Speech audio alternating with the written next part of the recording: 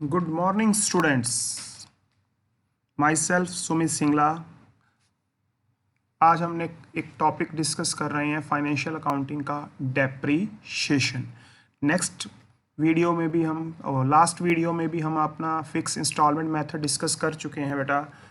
Fixed instalment method में मैंने आपसे बताया था बेटा, हमेशा जो डेप्रीशिएशन चार्ज होता है वो परचेज वैल्यू पे ही चार्ज होता है। ठीक है बेटा, फिर से रिपीट कर रहा हूँ। हम आज चैप्टर डिस्कस कर रहे हैं फोर्थ फाइनेंशियल अकाउंट का, डेप्रीशिएशन। इसमें जो मेथड हम डिस्कस कर रहे हैं वो फिक्स्ड इंस्टॉलमेंट मेथड है। इस फिक्स्ड इंस्टॉलमेंट मेथड में लास्ट लेक्चर में भी मैंने आपको बताया था बेटा कि जो डेप्रीशिएशन चार्ज होगा वो परचेज वैल्यू पे चार्ज होगा। मशीन की किस वैल्यू पे चार्ज होगा? परचेज वैल्यू पे चार्ज होगा। और हमने 2 या 3 क्वेश्चन भी सॉल्व किए थे। आज हम फिर से क्वेश्चन सॉल्व कर रहे हैं। मैंने आपसे कहा था कि कोई भी क्वेश्चन अगर आप स्टार्ट करना चाहते हो तो सबसे पहले आप उसकी 2 चीज़ें चेक करोगे कि उसकी बुक्स कब क्लोज हो रही हैं। उसकी बुक्स कब हो रही हैं? 31 मार्च को, यानी कि हमारा जो फाइनेंशियल ईयर है वो अप्रैल टू मार्च है। सेकंड जो चीज़ आप चेक करोगे, रेट ऑफ डेप्रीशिएशन कितना है? 10%। और मेथड कौन सा है? ओरिजिनल कॉस्ट, यानी कि फिक्स कॉस्ट। फिक्स कॉस्ट का ही दूसरा नाम क्या है? Original cost method. तो 1 अप्रैल 2004 को हम एक मशीन परचेज कर रहे हैं। कितने अमाउंट की? 50,000 की। उसके बाद 1 अक्टूबर 2005, यानी कि इस फाइनेंशियल ईयर में हमने और कुछ नहीं किया, तो इसका मतलब अब हम क्या चार्ज करेंगे?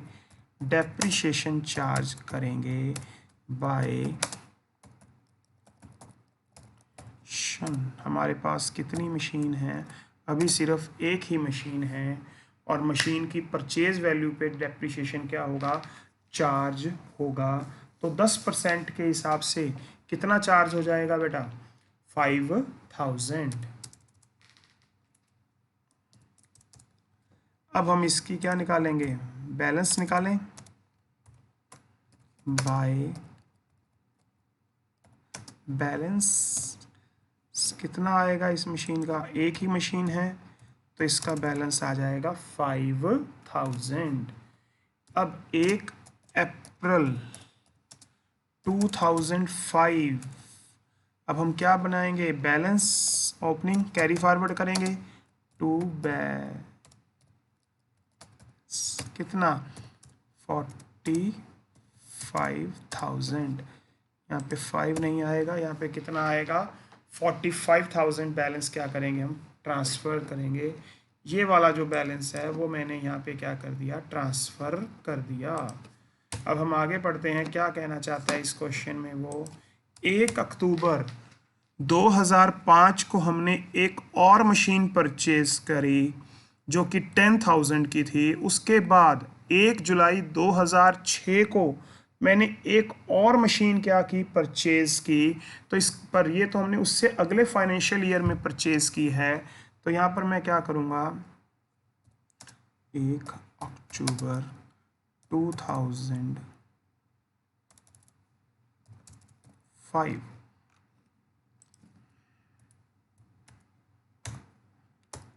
To bank. कितने की परचेज करी है बेटा? 10,000 की।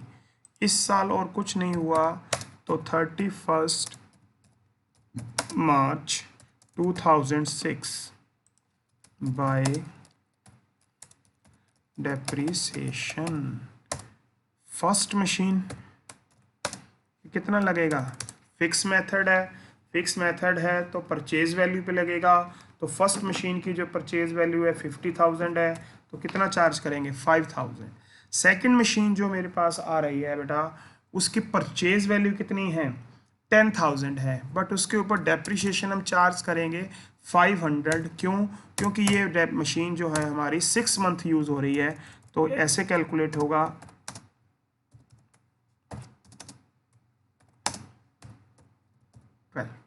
तो इस प्रकार से ये 500 आ जाएगा। तो दोनों का मशीन का मिला के डेप्रिसिएशन कितना हो गया, 5500 हो गया बाय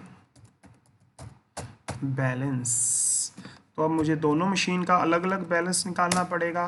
तो फर्स्ट मशीन का जो बैलेंस है वो 40,000 रह गया, और जो सेकंड मशीन है उसका जो बैलेंस है वो 9500 रह गया। तो इन दोनों का जब हम टोटल करेंगे तो 49,500 आ जाएगा। नेक्स्ट 1 अप्रैल 2006। अब ये बैलेंस हम यहाँ पे क्या कर देंगे बेटा, कैरी डाउन कर देंगे।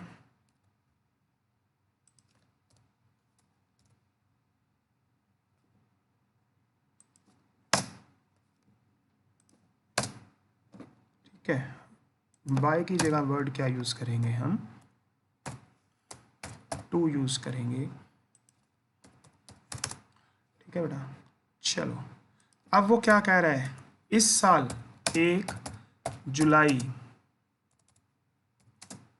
2006 में भी उन्होंने एक मशीन परचेज कर ली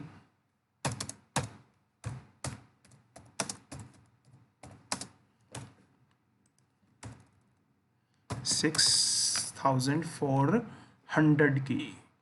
तो उस साल उन्होंने और कुछ नहीं किया, उससे अगले साल 30 सितंबर 2007 को वो क्या कर रहे हैं, एक मशीन सोल्ड कर रहे हैं। तो 31 मार्च 2007। ठीक है बेटा,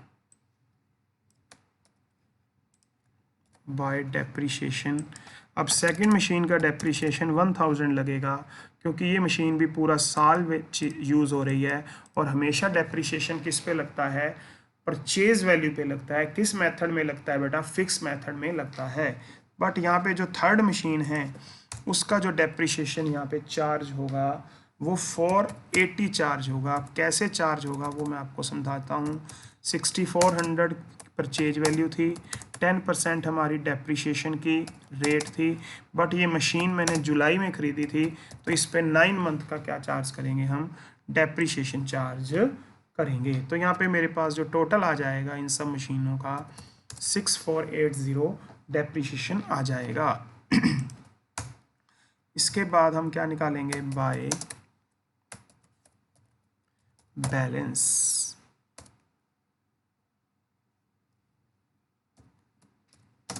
फर्स्ट मशीन का बैलेंस कितना आएगा चेक कर लेते हैं हम।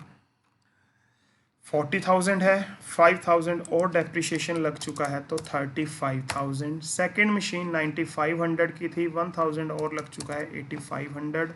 6400 की थर्ड मशीन थी, तो 480 के हिसाब से उसके ऊपर डेप्रिसिएशन 5920 बैलेंस रह गया। इनका टोटल अब कितना रह गया देखें, इनका टोटल जो हमारे पास आ रहा है 49420 आ रहा है। अब इस बैलेंस को हम क्या करेंगे, कैरी फॉरवर्ड करेंगे 1 अप्रैल 2007। यहाँ पे ये बैलेंस क्या हो जाएंगे बेटा, सॉरी, ये बैलेंस हम क्या करेंगे, कैरी फॉरवर्ड कर देंगे। बस बाय की जगह हम वर्ड क्या यूज़ करेंगे, टू वर्ड यूज़ करेंगे। अब मेन क्वेश्चन ये आ रहा है कि 30 सितंबर को हमने एक मशीन क्या की, सेल कर दी।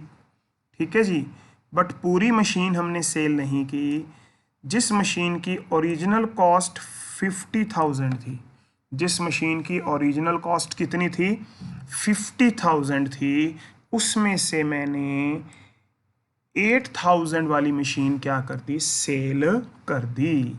तो बेटा पिछले लेक्चर में जब हमने पढ़ा था तो 1/2 या 1/3 पढ़ा था, तो उसमें हमारे लिए बड़ा इजी हो जाता था 1/2 या 1/3 करना।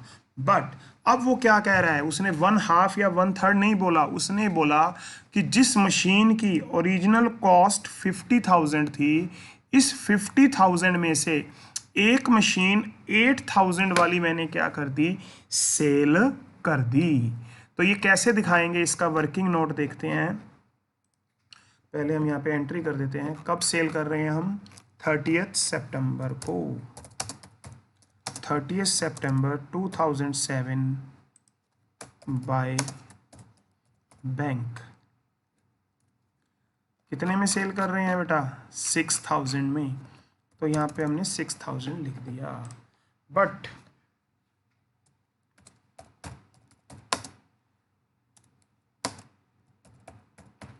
बात करें हम वर्किंग नोट की, तो यहाँ पे हम चेक करते हैं कि कितने हिस्सा। तो सबसे पहले हम शेयर निकालेंगे सेल होने वाली मशीन का। वो कैसे निकालेंगे? टोटल मशीन की वैल्यू कितनी है?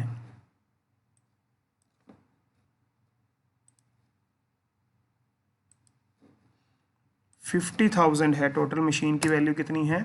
50,000। ठीक है जी। जबकि हम सेल कितनी शेयर वाली कर रहे हैं? 8,000 की कर रहे हैं।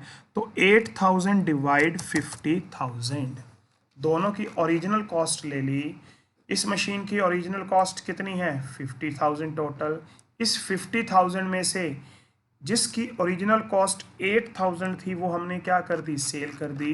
तो हम ये देख लेते हैं कि 50,000 में से कितने परसेंट वाली मशीन हमने क्या कर दी? सेल कर दी। इसके लिए मैंने क्या किया? 8,000 को मैंने 50 से क्या कर दिया? डिवाइड कर दिया।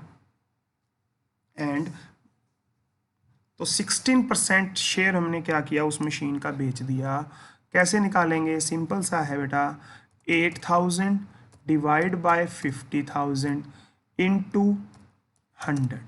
तो 60% शेयर मैंने क्या किया? इस मशीन का सेल कर दिया।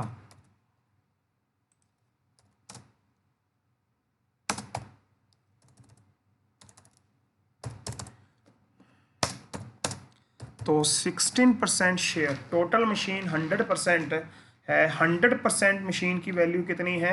50,000। उसमें से 8,000 वाली मशीन मैंने सेल कर दी। तो मैं ये देख रहा हूँ कि मैंने कितने परसेंट मशीन क्या कर दी? सेल कर दी। तो यहाँ पे ये क्लियर हो गया कि मैंने 8,000 अपॉन 50,000 इंटू 100 किया। तो पता चला कि टोटल मशीन में से मैंने 60% मशीन क्या कर दी? मैंने सेल कर दी। तो अब जो मशीन सेल हुई है उसके ऊपर प्रॉफिट हो रहा है या लॉस हो रहा है, वो चेक करने के लिए हम यहाँ पे एक वर्किंग नोट और बना रहे हैं। तो सबसे पहले हम चेक करते हैं कि उस मशीन पे डेप्रिसिएशन कैसे लगेगा। तो देखें डेप्रिसिएशन कैसे लगेगा। टोटल मशीन की वैल्यू कितनी है? 50,000। और इस मशीन का टोटल डेप्रिसिएशन कितना है? 5,000। तो 50,000 मशीन की वैल्यू है। इसका अगर मुझे एनुअल डेप्रिसिएशन निकालना है तो 10% करूँगा तो कितना आ गया? 5,000 आ गया। और इसका 16% डेप्रिसिएशन ही हम यहाँ पे दिखाएंगे तो कितना आ गया? 800 रुपीज़ क्या आ गया? डेप्रिसिएशन आ गया। बट यहाँ पर सबसे बड़ी प्रॉब्लम क्या है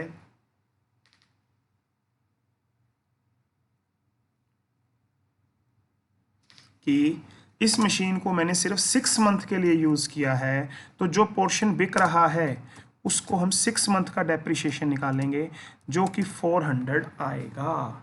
फिर से रिपीट कर रहा हूँ बेटा, इस मशीन का डेप्रिसिएशन कैसे निकालेंगे? पूरी मशीन का डेप्रिसिएशन कितना है? 5,000। बट इसमें से सिर्फ 60% मशीन क्या कर रहा हूँ? मैं सेल कर रहा हूँ। तो मैं पूरे डेप्रिसिएशन का कितने परसेंट ले लूँगा? 16% ले लूँगा। बट यहाँ पता चला कि जो ये मशीन है वो 30 सितंबर को ही बिक गई। तो इसका 6 मंथ का हम क्या निकालेंगे? डेप्रिसिएशन निकालेंगे जो कि कितना आ रहा है? 400 आ रहा है। फिर से रिपीट कर दूं बेटा, टोटल मशीन कितने की है? 50,000 की। पूरे साल का डेप्रिसिएशन कितना हो गया? 5,000। ये पूरी मशीन का हो गया। बट ऊपर शो हो रहा है कि ये जो मशीन है इसमें से सिर्फ 60% पोर्शन सेल हो रहा है। तो 16% का जो डेप्रिसिएशन है वो कितना है? 800। बट ये मशीन कब बिक रही है? 6 मंथ बाद बिक रही है। तो इसका डेप्रिसिएशन हम कितना चार्ज करेंगे? 400 बाय डेप्रिसिएशन। तो कितना बना मेरा इसका डेप्रिसिएशन बेटा? 400 बना। अब हम देखते हैं कि इस मशीन पे मुझे प्रॉफिट हो रहा है या लॉस। प्रॉफिट अपॉन में या क्या हो रहा है? लॉस। कैसे निकालेंगे? इस मशीन की आज की वैल्यू कितनी है? देखें, 1 अप्रैल 2007 में फर्स्ट मशीन की जो वैल्यू है कितनी है 35,000। ये पूरी मशीन की वैल्यू है, बट मुझे यहाँ पे सेल वाली निकालनी है, तो 35,000 इंटू 16%। तो कैसे निकालेंगे 35,000 इंटू 16%, तो 5600 रुपये वाली मशीन है ये मेरे पास। तो आज इसकी जो वैल्यू है वो 5600 है, बट इसके ऊपर क्या चार्ज कर चुका हूं मैं 400 डेप्रिसिएशन भी चार्ज कर चुके हैं हम। तो आज इसकी जो वैल्यू है 5200 है। 1 अप्रैल 2007 को फर्स्ट मशीन की जो पूरी वैल्यू है वो 35,000 है, बट इसका 16% हिस्सा ही हम क्या कर रहे हैं, सेल कर रहे हैं। तो उसकी वैल्यू कितनी आ रही है 5600 आ रही है, वो 1 अप्रैल 2007 को आ रही है बेटा। बट उसके ऊपर 6 महीने डेप्रिसिएशन कितना लग चुका है, 400 रुपये डेप्रिसिएशन लग चुका है। तो उसकी जो वैल्यू है 5200 रह जाती है, जबकि मैं उसे 6000 में क्या कर रहा हूँ, सेल कर रहा हूँ। तो इसका मतलब मुझे 800 रुपये क्या हो रहा है, प्रॉफिट हो रहा है।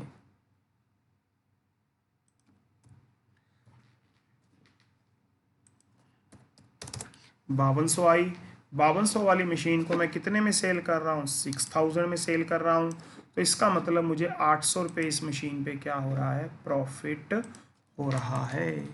तो 30 सितंबर 2007 में यहाँ पे एंट्री हम क्या करेंगे, टू प्रॉफिट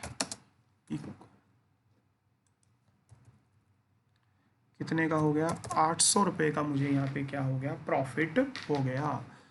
अब बारी आती है डेप्रिसिएशन। बाकी मशीन और कोई चेंज नहीं है मशीनों में, बाकी किसी मशीन में कोई चेंज नहीं है। तो बाकी बची हुई मशीनों पे हम क्या लगाएंगे, डेप्रिसिएशन चार्ज करेंगे।